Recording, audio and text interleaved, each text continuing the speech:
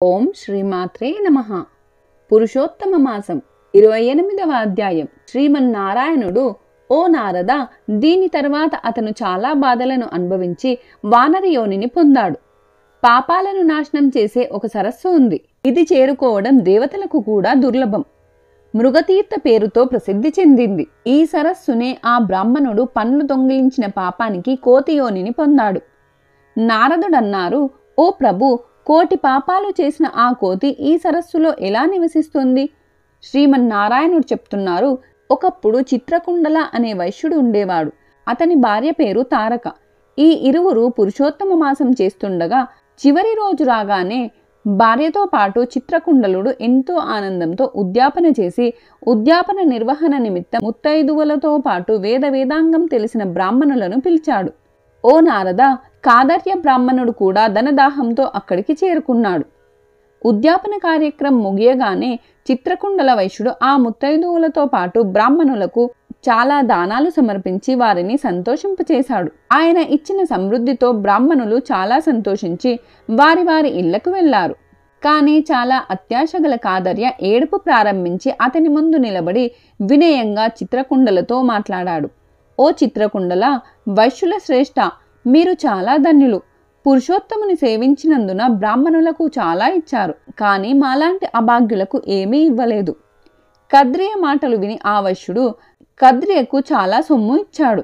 ఆ బ్రాహ్మణుడు ఆ ధనాన్ని తీసుకుని భూమిలో పాతిపెట్టాడు. అక్కడ ఆ కదర్య బ్రాహ్మణుడు ధనదాహంతో పురుషోత్తమ మాసాన్ని స్తుతించాడు. పూజను చూసిన గొప్పతనం వల్ల, ధనదాహం వల్లనే స్తుతించడం వల్ల మృగతీర్థ సరస్సుకు చేరుకున్నాడు. నారదుడన్నాడు, ఓ బ్రాహ్మణ, చల్లటి నీరు, దట్టమైన నీడతో, అందమైన చెట్లతో అలంకరించబడిన ఆ అడవిలో అతను ఉండడానికి కారణమేమిటి? కాబట్టి మీరు మాకు సవివరంగా వివరించండి. శ్రీమన్నారాయణుడన్నాడు, ఓ నారద, సముద్రం మీద వంతెన కట్టి రామచంద్రుడు రావణుడిని చంపినప్పుడు బ్రహ్మ, శివుడు మరియు ఇంద్రాది దేవతలందరూ రావణుడి మరణానికి సంతోషించి రాముణ్ణి ఒక వరం అడగమని అడిగారు. అప్పుడు రామచంద్రుడు చెప్పాడు, ఇక్కడ రాక్షసులచే చంపబడిన ఆ ధైర్యవంతులైన వానరులు త్వరలో వాటిని తిరిగి బ్రతికించండి. అది విన్న దేవతలు అమృతాన్ని కురిపించి వానరులందరినీ బ్రతికించారు. అప్పుడు సజీవంగా ఉన్న కోతులు జయ జయధ్వానాలు చేశాయి. విమానంలో కూర్చున్న రామచంద్రుడి చుట్టూ నిలబడి ఉన్న కోతులకు చెప్తున్నాడు, నా ఈ దీర్ఘాయు కోతులు ఎక్కడ స్థిరపడతాయో అక్కడ పువ్వులు మరియు ఫలాలను ఇచ్చే చెట్లు ఉంటాయి. నది మంచినీటిగా మారుతుంది. చల్లని మరియు అందమైన సరస్సులు ఉంటాయి. నా ఆజ్ఞ ద్వారా మీరందరూ వెళ్ళండి. మిమ్మల్ని ఎవరూ ఆపలేరు. ఓ నారద, అప్పుడు ఆ కోతి పర్వతంలా పెరిగి ఆకలి దాహంతో అత్యాశతో అడవిలో సంచరిస్తూ ఉంది.